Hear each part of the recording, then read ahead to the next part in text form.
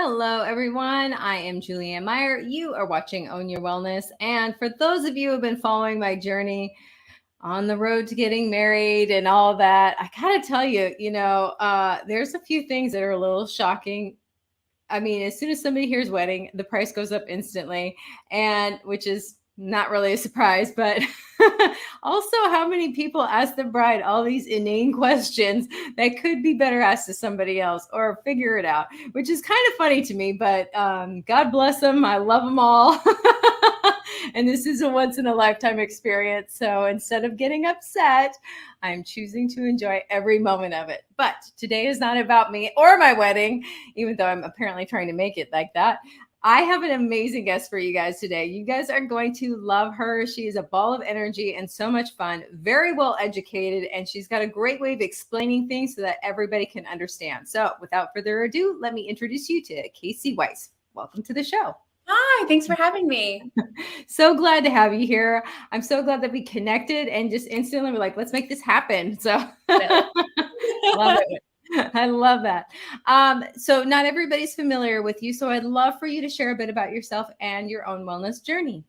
Of course. So hello, everyone. I'm Casey. I am a certified holistic nutritionist, which a lot of people are like, okay, that sounds good, but what does that even mean? So the reason why I focus on holistic nutrition is because we need to focus on mind, body, and soul when we want to make lasting changes with our health. So much of diet culture and the diet industry is all these like flashy supplements, things, what to cut out, focused on food, focused on restriction, focused on obsession. Honestly, like we go through these cycles of being on a diet or off a diet. You shouldn't have to get on or off anything. If you're on a plan that you have to go on and then go off of and redo, if you have to keep going back to it, it wasn't successful. And I'll hear people say, oh, it worked the first time, so I'm going to go on it again. Well, if it worked the first time, you wouldn't have to go back to it. So my journey was, I basically struggled for many years with having my own eating issues, and I had eating disorders. And then from there, really then felt out of control. My body was getting crazy cravings. My hormones were totally imbalanced. I didn't have a regular cycle. I would just be so frustrated with myself though, because I was like, I used to be able to just restrict. I used to just be able to be as small as possible. And now I'm feeling like I can't control myself around food. There must be something wrong with me. But while I thought that was something that was wrong with me, it was actually my body crying for help, crying to be nourished. However, it took me a while to get there. I was still going through the cycles of, okay, like going on this diet and that diet and yo-yoing and causing so much inflammation to my body. I was gaining weight in a way that was uncomfortable. And I knew that there needed to be a better way. So I got introduced to the concept of intuitive eating, which really involves like listening to your body, quieting the diet police. And that was really helpful for me for a bit, but I still felt like there was such a gap of me understanding proper nutrition for my body to thrive. I didn't just want to have just a good relationship with food. Like that's awesome. But I also want to feel my best. I also wanted to look my best too. And there's nothing wrong with having aesthetic goals too. So I went back, I got my nutrition certifications, multiple nutrition certifications. I even eventually got my life coach certification because I started to understand the importance of not just, okay, like it's great to know how we can eat to balance blood sugar and hormones, but we also need to understand the mindset hurdles of why we haven't gotten there in the past and how we can keep ourselves on track in a way that is empowering. I love that. You said so many things that just resonated with me. I mean, like diet, please. Oh my goodness.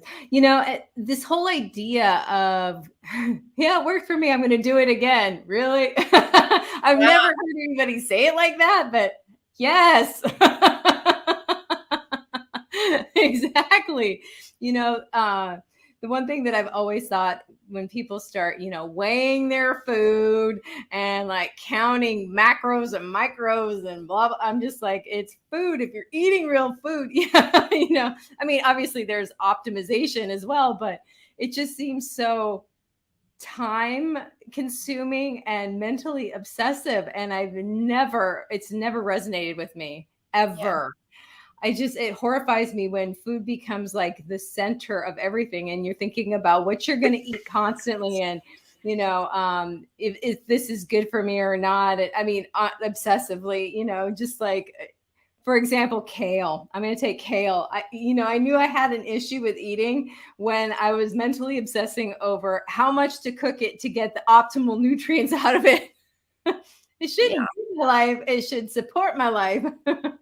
And I love that you say that, how it should support your life, because yes, like again, we can learn about nutrition in a way, but I always focus on how can nutrition empower and enhance our lives. Mhm. And that includes understanding how we can balance food. And that's going to be really hard for people because so many have this all or nothing mentality. Like Mhm. we're either on the diet, or as I said, are off the diet, or we've either been good or we've been bad. And what this ends up leading us to is we have what the bad food is. And then we're like, I screwed up. I guess it's time for me to eat all the cookies, or I guess this weekend's a waste. I'll start over on Monday. And that is emotional and physical turmoil on your body. Every time you yo-yo, you honestly cause inflammation. And we hear all the time, like inflammation, bad and whatnot. And yet we think that the solution is to go on these extreme detoxes and then rebound. So it's really about understanding our bio-individuality as well. Mhm. And also understanding, especially for the females that are watching this, our hormones mean that we need to treat our body differently.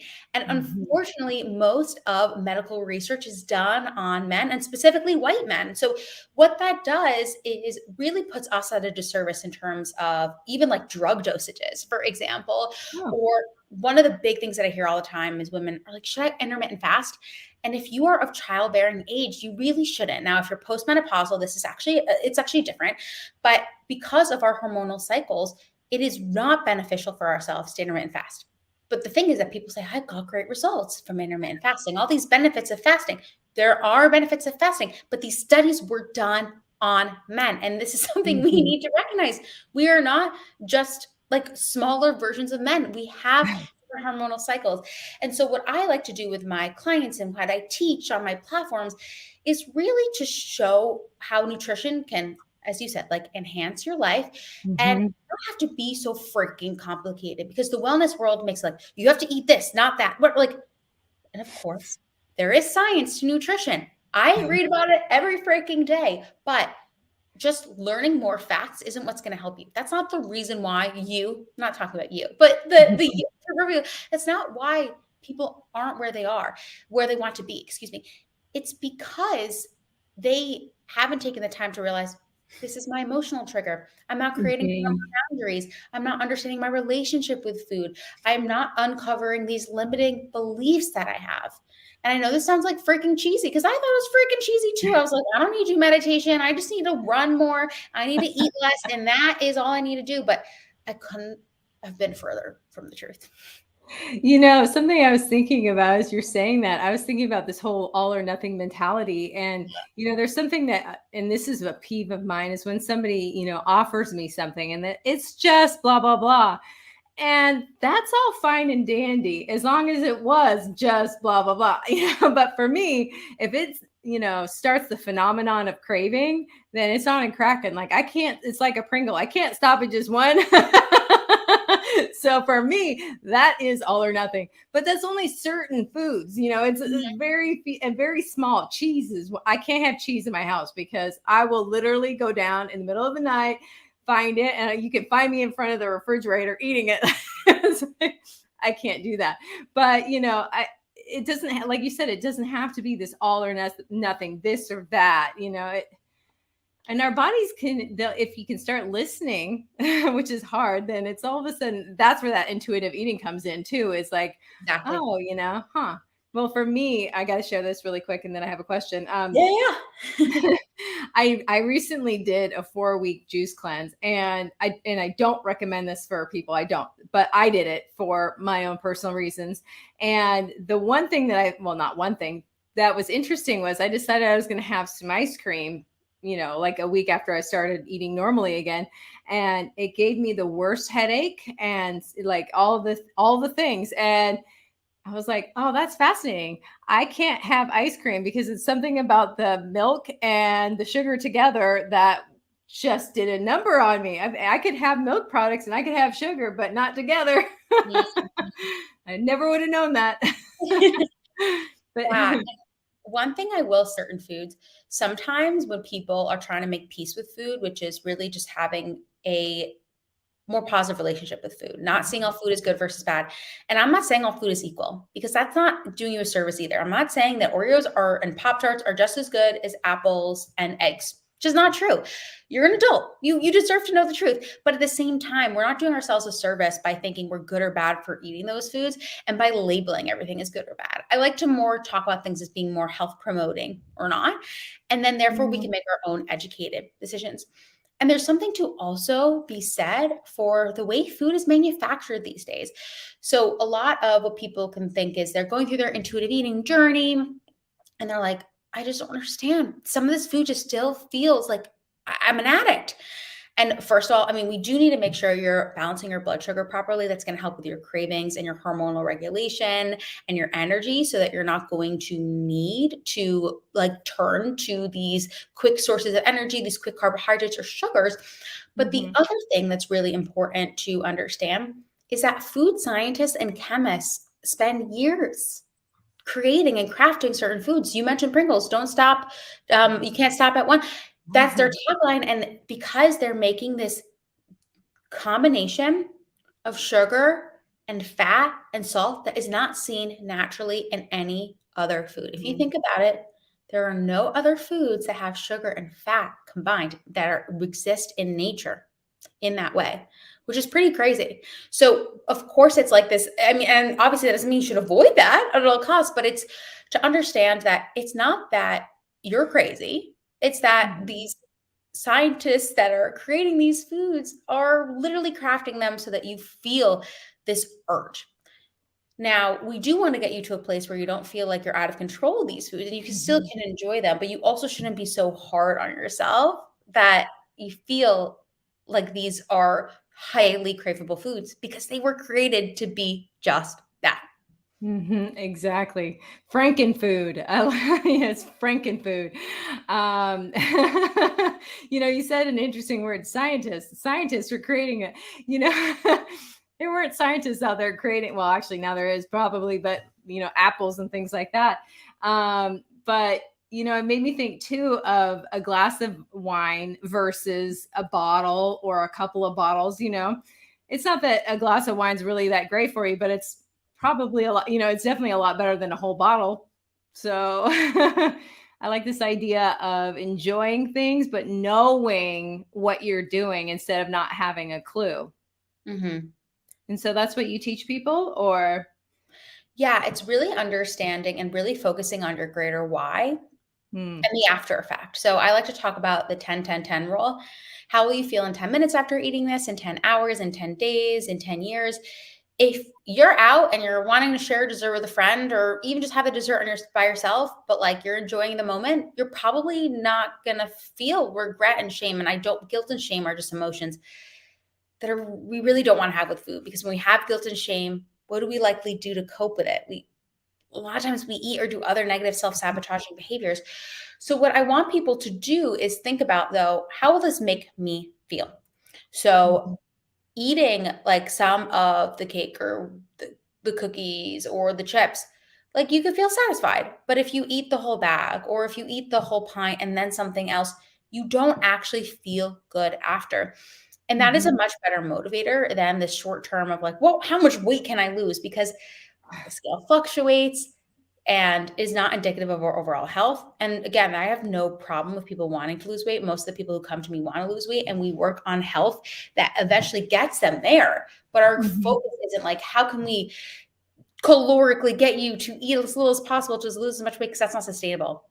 And my tools that I teach are so that you can understand how you can have moderation in your life, because we hear moderation, we're like, okay, that sounds great, but how do I actually do it? And it create lifestyle habits. And also because our bodies are so much more complicated than in versus out. I like to say our bodies are scientific experiments. They're not math equations. So when we factor in not just like sleep, not just water, not just food, but stress and how we talk to ourselves and all these other factors that are really important, like hormones, like blood sugar, we can start to get a better picture. But again, that can be really complicated. And we hear all these things about what we should be doing, and it can just cause so much more frustration. And when we have more stress, it makes it even harder to reach our goals. So I like to work with women to help them create a plan for their lifestyle that is achievable, understandable, and enjoyable. The magic word, enjoyable. You know, there's so many wonderful foods out there. You don't have to eat the ones you hate. Couldn't agree more. I know.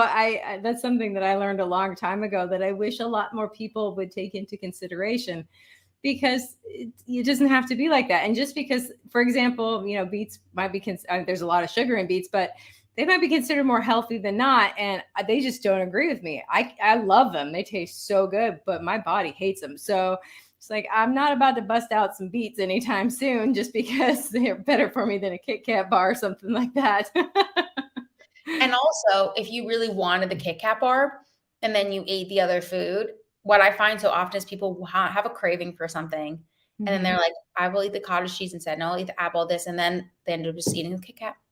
So it's like, why don't we just start with the Kit Kat? But let's also pair it in a way that's blood sugar balancing. So that's something that I like to teach, is really not having naked carbohydrates. So it's not that carbohydrates are bad. It's not that sugar has to be bad. It's more about how we can eat it in a blood sugar balancing way. And why this is important is when we balance our blood sugar, we help with our overall energy. We help to reduce overall cravings. We help to support our hormonal balance.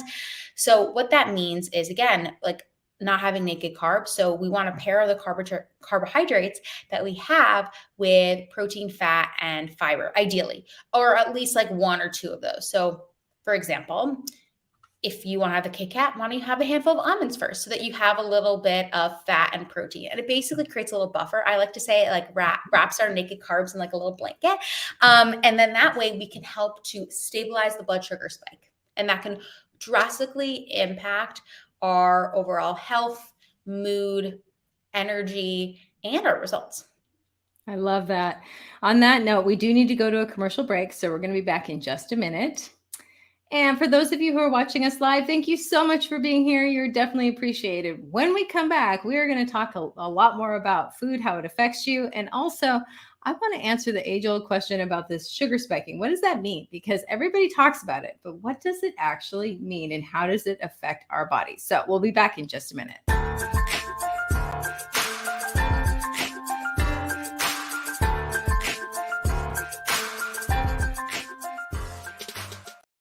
Drug or alcohol addiction take over, things begin to disappear. Your friends, your family, and eventually, you.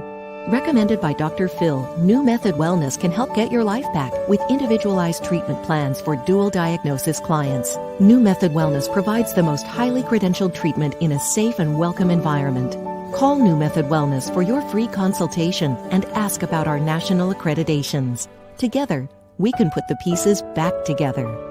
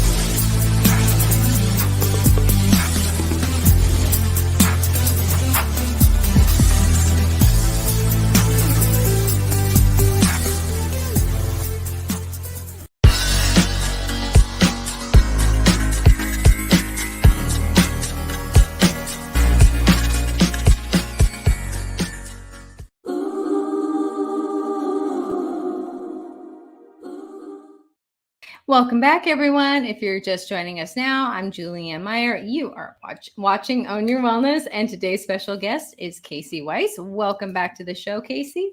Thank you. So glad to have you here. So during the commercial break, I was thinking about all things food and nutrition, and the thing that I mentioned before we went to commercial break was this idea of like blood sugar spiking. And, it's the term that gets used a lot, but not everybody understands what that means and how it can actually affect our body negatively. So I was hoping maybe you could shed a little light on that. Yeah, I love this question because I agree. It's something that people talk about all the time to like scare us, but what does it actually mean?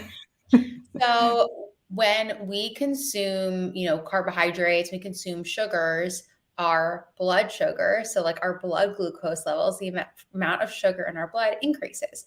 Now, what ends up happening is as a result, we have insulin that helps to take that sugar properly to store in our cells. It acts as like a lock and key mechanism. So insulin's like the little key that helps to activate our cells so the sugar can be stored properly. The thing is that then some people with overconsumption of sugar over time can end up having our insulin not be as effective. Now, that's like a very, very high level way of explaining it without getting into the nitty gritty, but basically paints a picture. And what happens if we have, too much sugar at a period of time, then we can have the effects of having this spike of blood sugar and then crash.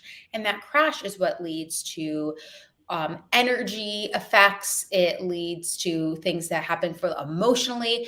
Also, our blood sugar is very closely tied to other hormones, including cortisol. So it can cause other stress on our body. And when we balance our blood sugar, we help to prevent other serious conditions like heart disease, vision loss, kidney disease. It can be some pretty serious stuff. We just think about blood sugar as it relates to diabetes. And obviously, that can be a serious condition as well. So when we focus on balancing our blood sugar too, because of the way that it impacts our hormones, it also helps us to not have as many cravings. So this can help with health goals. It helps us to stay more focused. And it is really like the hack in order to feel your best. If you don't want to be on this energy roller coaster, this cravings roller coaster throughout the day, you need to focus on your blood sugar. Oh, I love that. That is a good way to explain it. Because as we're saying, it's just one of those things that people, just chat about, but don't really necessarily have any understanding. And so I like to demystify things because, what good is it going to do? I want to know, for me personally, what good am I doing if I choose to take care of myself? Yeah, no, it's so true. And we see so much of, as I said, like, this is going to spike your blood sugar. Like, okay, but what does that even mean? What is my goal? And I love that you asked this question because something that I always address with clients is, what is your greater why? Because it can't just be like, I want to lose 5 pounds for summer. Okay, you need to have a greater purpose than that. And what does that mean for your long-term health, for your energy, for your kids, for your grandkids, so that you can be a more supportive partner? And a lot of times when we focus on our health, we create systems and practices and strategies that help us to be more confident and more successful and happier in so many other aspects of our life. Because the way we have our relationship with food is such a reflection of our relationship and the way that we treat so many other aspects of our life. Yes, if you can master that, then oh my goodness. Yeah. Especially in today's world.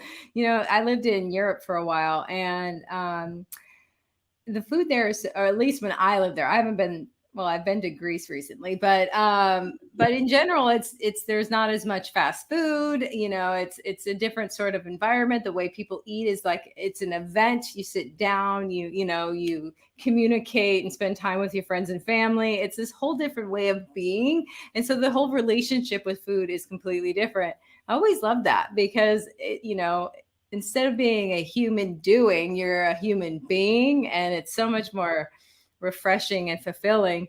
Something else that I think about too is the whole protein thing, because there's this like huge idea about how, it right now it's like the protein push. For a while, it was like no carbs or low fat, and now it's like protein.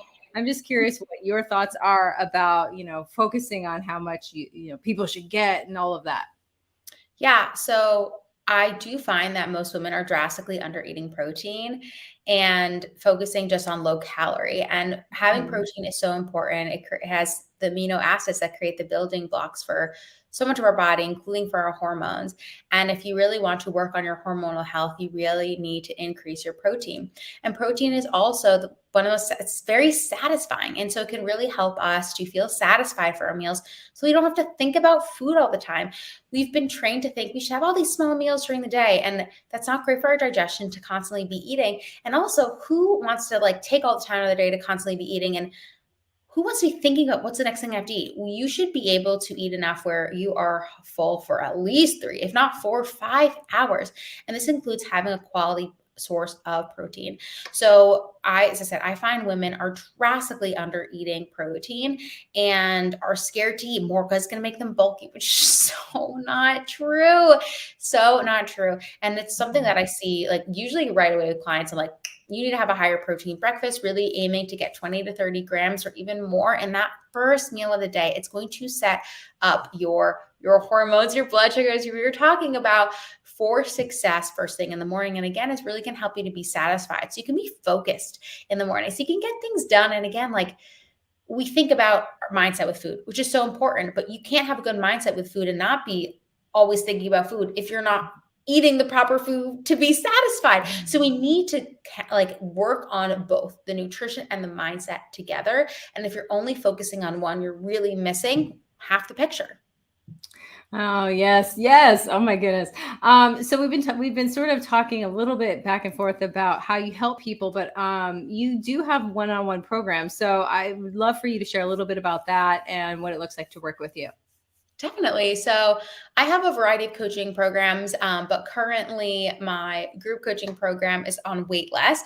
So right now I do have a couple slots open for my one-on-one coaching. And what that is a 3-month container where we work one-on-one together.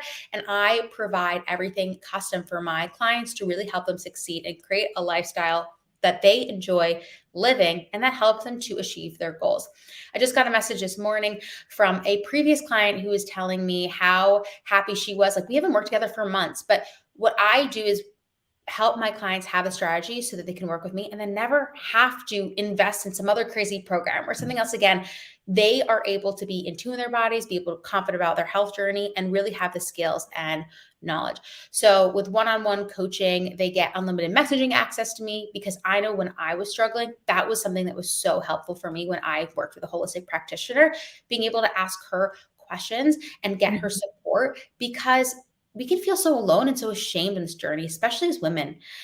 We feel like everyone else is fine and it's just our fault. And so to be able to get that support. And a big thing that I do is we don't count calories, we don't count macros. So people are like, how do you understand with food? And one thing, a lot of times clients will send me pictures of their food. I find that this is a really great way to have them not be obsessive. And so I first get an intake. I do a full intake background form with and like one-on-one with clients so that I can understand their full history. And this is something that a lot of people, they're just like, oh, I do nutrition coaching, but they're not understanding their full history, the supplements, the medication that they're on, their past history of dieting, what their real goals are. It's not for me to determine what their goals are, right? So that can really help me to then get a better picture, understanding what their food intake is and where they are in their health journey, where they want to go. And I, keep it a small container because it is so important for me to be able to provide like the utmost care and attention. And I always do discovery calls. So if you are interested and you want to apply, you just send in those applications, pretty short form, and then we can get on a discovery call so I can learn about you and your goals and make sure it's a good fit, because I truly only take on clients I know that I can help. And aside from that, I also, though, do have right now a course open that's specifically for prenatal nutrition and fitness. and I'm actually currently pregnant. So I've been using it myself, and I worked with my friend who's a prenatal specialist. So we created an all comprehensive course so you can have your healthiest pregnancy. Because I found that was something a lot of my clients were maybe moving to that stage of life and were interested in how to support themselves. I love that. I love that so much because, I always think of like for pregnant women, that's your house. You're housing a human in there. So, Oh yeah. Oh yeah. Don't I know it? Yeah, that brings on a whole set of different needs. Yeah, for sure. And you don't know until you know. So it's really great to have support. And a lot of times you just don't even know the questions to ask. So to be able to have that all in one place is can be really helpful. I love that. I love that you're walking the journey too, so that, it's not like, because I've never been pregnant or had kids. So for me to try and teach somebody, I'm not saying that I wouldn't necessarily be good with it if I had the knowledge, but it's not the same thing. Yeah, to be able to have that support and be able to go through that journey too definitely has been super eye-opening as well. And I have even more understanding for my mom clients. And honestly, what I find is like a lot of people are scared at first, like, oh, this is investing in myself and what that means. But Mhm. they always say, like, I just wish you did this earlier, because they realize when women realize then going through a program like mine, that when you invest in yourselves and you understand how to make yourself better, you feel better. And like, as cheesy as it sounds, when you feel better, you then have a better relationship with your friends, with your family, with your partner, with your kids. You have more confidence to like show up and work the way that you want to get. I mean, I can't tell you how many clients I have that are like, I asked for a raise, or I then applied for a job that I realized I deserve, because again, as I said before, your relationship with food is your relationship with so many other aspects of your life, and your relationship with your body. If you're not feeling confident in your body, not confident about your food, that's something that weighs on you metaphorically and realistically every single day. And so every day that you wait is another day you put your life on hold. Exactly. Oh, that's a really a good way to put it, putting your life on hold. It's that whole idea of tomorrow I'll start tomorrow, or Mm-hmm. yeah, it's always a day away, um, as the song goes. But something you said that I wanted to point out that I really appreciate and like is that, working with you, you want people to not need you forever. And to me, that is the sign of a really good coach. There's not some next level and next level and next level where you're investing more and more money to listen outside of yourself, for things. But I really like this idea of owning your wellness, it's yeah. And, the other thing too that I really want to point out is think about how much we spend on insurance and things like that for our health. I mean, that's sick care. What are you doing for your well care? And Yeah. the absence of symptoms does not equal health. So I love that you really help people figure out what works for them, because, it goes back to that idea of, this worked for my friend Sally.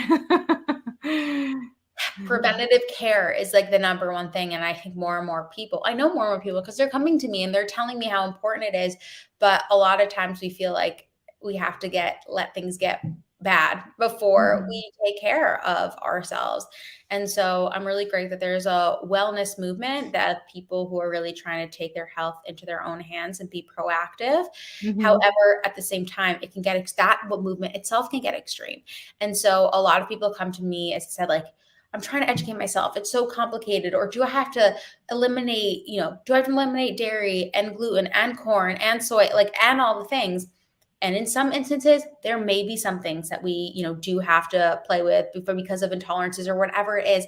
But also, my goal is not to have people just on a million supplements or taking it. We want you to be able to live your life and you be truly healthy versus just the supplement or this crazy diet making you feel healthy for the interim. Exactly. And as soon as you mess up, then all of a sudden you don't feel good again. So it's, Oh yeah. yeah. Yeah, that doesn't really work so well, does it? Never does. I hate that. I was thinking too about this idea of, taking all these supplements and things like that.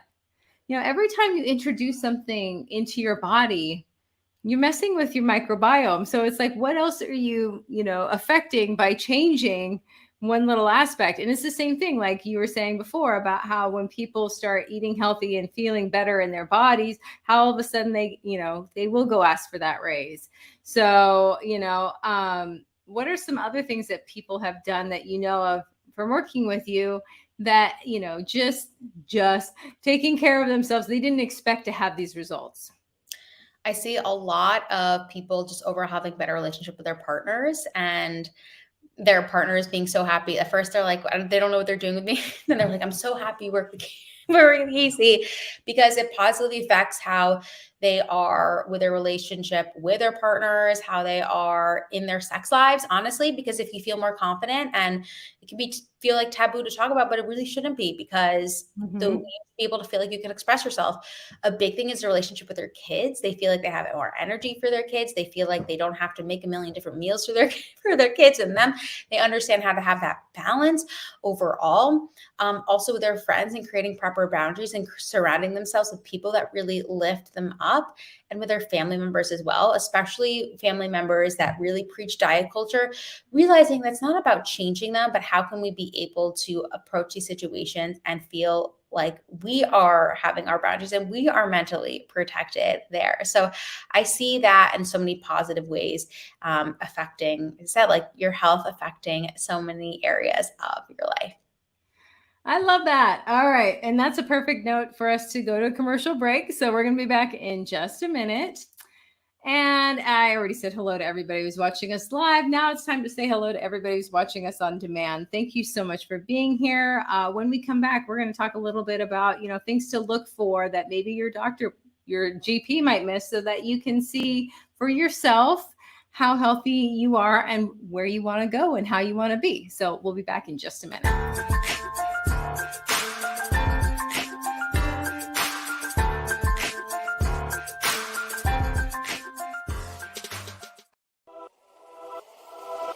Welcome to E360 TV, the live streaming and on-demand destination for influential voices and enlightened audiences. We offer trending, grassroots, and purpose-driven content across a diverse range of interests. E360 TV is more than just watching programs. We offer the ability to interact with live shows connecting audiences to real, authentic influencers and storytellers, while streaming to millions of devices.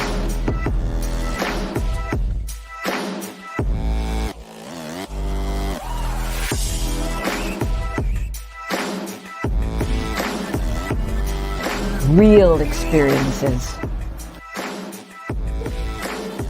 Raw conversations. One destination for it all. E360 TV.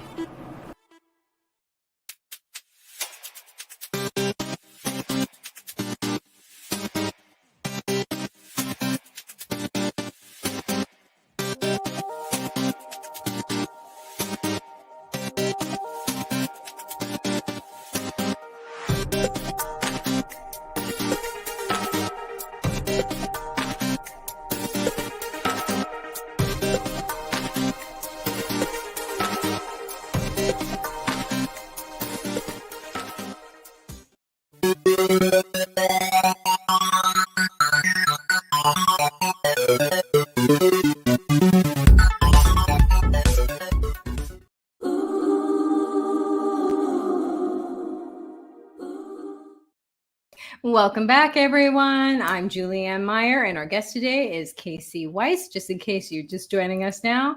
Welcome back to the show. During the commercial break, I always like to think about and reflect on what was said. And, You have been so informative in such a way that I think pretty much everybody can understand, and, demystifying this whole food thing.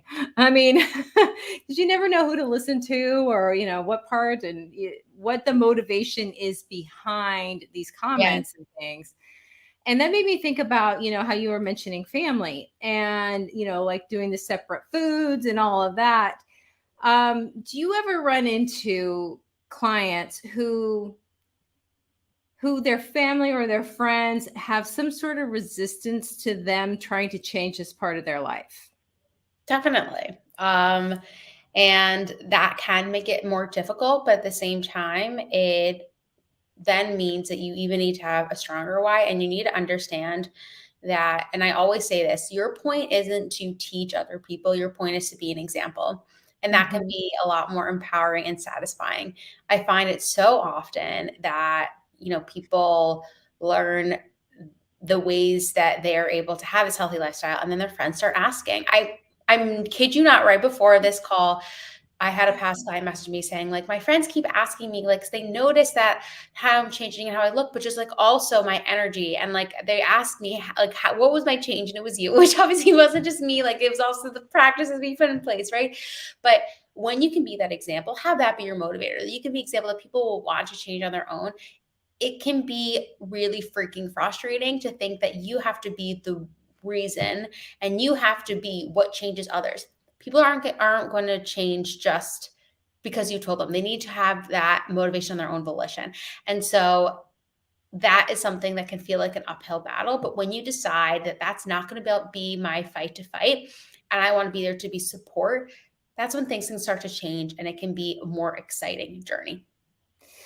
I like that because I'm always saying, because I've done some crazy things, and I wanted to be a sheriff, for example. So I needed to get in shape, and I was I was small, I was tiny, but I was 30% body fat. So I was like one of those thin on the outside, fat on the inside people. And I needed to be in shape in order to do that. And everybody thought it was crazy, like the diet changes and like the lifestyle changes that I made. And they had no shame in telling me how I was crazy. And the funny thing is once they saw that all these changes that I made, like you said, the way I show up, even the way my skin looked, my energy levels, all of those things. Then it went from, God, she's, whispering about me behind my back to straight up asking me how I did it. So I love that. And I love the idea too of, letting people know that you're not always going to find the support in the places where you think you'll get it. Exactly. Because it doesn't always work like that. But something else that I was thinking about too is, this idea, because, you've talked a little bit about hormones, and, as women, it is one of those things, man. It's, we normalize things like cramps, and just because it's normal doesn't mean that it should be like that. I say just because it's common doesn't mean it's normal. There you go. That is the saying, common. Just because it's common doesn't mean it's normal. And we just get so used to things looking a certain way, or trusting like a GP that will say something like, well, your hormone levels are within range. Mm-hmm. Yeah, but you still feel insane. So so what are some things that might be indications that something is amiss? Yeah, I'm going to be pretty wary on this question because it's so highly individualized. I will say though, if you feel like something is up, then you should speak out, and you should be, I'm a big fan of self-advocating for yourself. I just had a client the other day who was told that she might have PCOS, but they didn't know, and that she didn't have facial hair. So as a result, I told her that she should really get her hormone levels tested, certain antibodies, whatever, different things. I gave her a list of certain things to help to get tested. And she asked her doctor, and her doctor's like, well, because you don't have facial hair, we're not going to test you. And so she was really upset and disappointed because she's also trying to get pregnant. We're working on some fertility related nutrition. And so what she did was she found another doctor, and who was like, of course we can get tested. You can get you tested. So I just want people to realize they have options, even within the traditional medicine space, to get other forms of care and to get people who will listen. And I always say to get a second opinion, always get follow-up. that is so important. If you feel something is wrong and you are being shut down, then definitely look out to, like, first of all, asking to get your levels tested. That can be a great indicator for certain things. But even if things are within normal range, working with a holistic practitioner, a naturopath, like going to another, specialist can be extremely helpful. And I think the biggest thing to say is if something doesn't feel right, you have every right to ask questions. Thank you. That's actually exactly the answer that I was hoping that you were going to give. Because you're right. It's very individual. And that's the whole point. It's not one size fits all. Sorry, it was a little sneaky of me to do, but Love it. it's like, the whole thing, well, you don't have facial hair. That's a perfect example. It's like, it doesn't have to look a certain way for you to know that something isn't right in your body. Just because, I love that, being your own advocate and just taking care of yourself, and, keep digging until you feel satisfied with, your level of care. Now, I'm assuming that somebody with your kind of education, you in particular, that you're more than willing to work with the other people in your clients' wellness team. Would that be something that people should be looking for as well? Yeah. And that is something that to have integrated care can be extremely helpful, because there's totally benefits to Western medicine. It's amazing the things that we've been able to develop. And I'm not telling people to totally disregard that. Absolutely not. But as we talked about earlier, a lot of Western medicine is not focused on preventative care. So if we can be able to get a two-pronged approach, that's the best. Yeah. And I love that too. I actually interviewed somebody recently, a plastic surgeon, and she's actually an amazing woman, and she does all sorts of different things, but she's also holistic. So she teaches all these other modalities and things like that. And she's like all for Western medicine plus. It doesn't have, once again, the all or nothing. It doesn't have to be the pendulum swinging all the way to one side and ignore everything else. Why not take the best of all the bits and pieces that make sense to you? Definitely. Kind of like nutrition.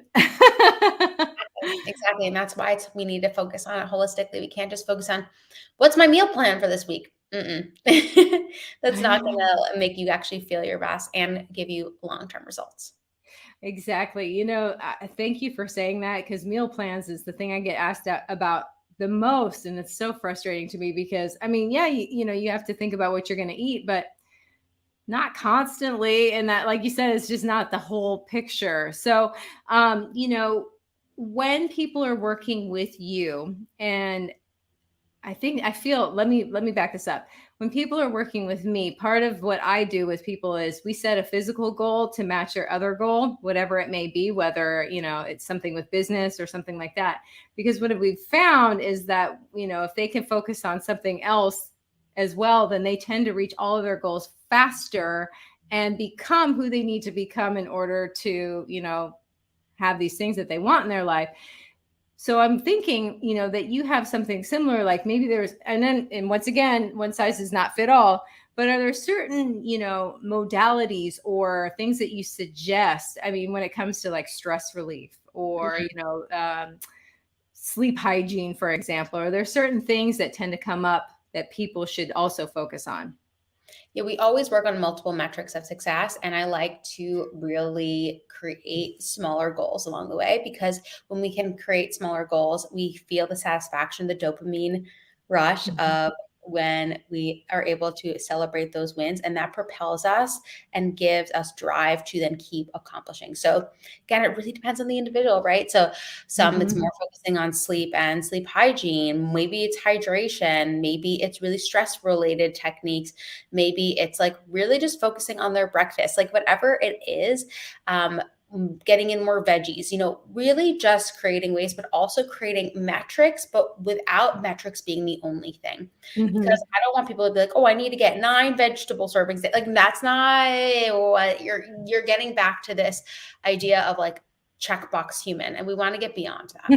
I love that term, checkbox human. I've never heard that before. That's really cute.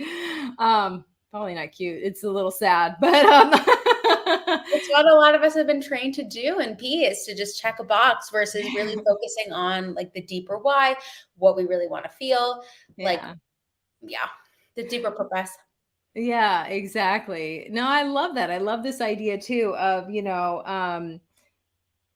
all the things, the bonus side effects of nutrition, and actually I always like to use the example too of, putting diesel in an unleaded, you can't expect it to run the same way. Yeah. Same thing with humans. And I'm a big advocate for, what you feed your mind as well. Is that something that, maybe you work with clients on too? Like if somebody's struggling with, even sadness and depression and things like of that nature. And I'm not saying either one of us is a therapist, but, there's certain things like going on a news fast, for example, or maybe, reading positive things, or, is that something that you work with people on as well? Of course. Yeah. Of course, we're working on the mindset and how that is impacted, whether that's, as I talked about earlier, boundaries that we have, or whether that is certain things that we surround ourselves with, certain like journal prompts I send, certain meditations we work on, whether it's guided, whether it's breath work, whether it's just focusing on our caffeine intake and not overconsumption because of the anxiety, right? Like we need to focus on that. Maybe it's a mineral imbalance. There's certain foods that we can incorporate to help us depending on where we are in our journey. I love that. And once again, and I'm going to say this, not every person is the same. So, I spoke with somebody the other day and they were talking about how, with wellness, they were treating them like chew toys, like modalities and things, like they chew off all the fat or something, or like chew up and throw it in the corner and onto the next. It's kind of like, you got to find what works for you and what, resonates with you. But anyway, we are almost out of time. So is there anything that you would love to share with the audience that maybe you haven't before, or something that you'd love to reiterate? Yeah, I mean, I really want to reiterate that we and we alone are the people that can advocate for ourselves as adults. We grew up in a system where we constantly were looking to our parents or other adults to tell us and give us praise, and had teachers giving us grades, and we then have our bosses giving us a raise or not. And so we've constantly been searching outside of ourselves for validation. And it's time that we search inside for what we really want and what we really need. Why are your goals your goals? Is it because of something that you've seen, or is it because of something that you really want to feel?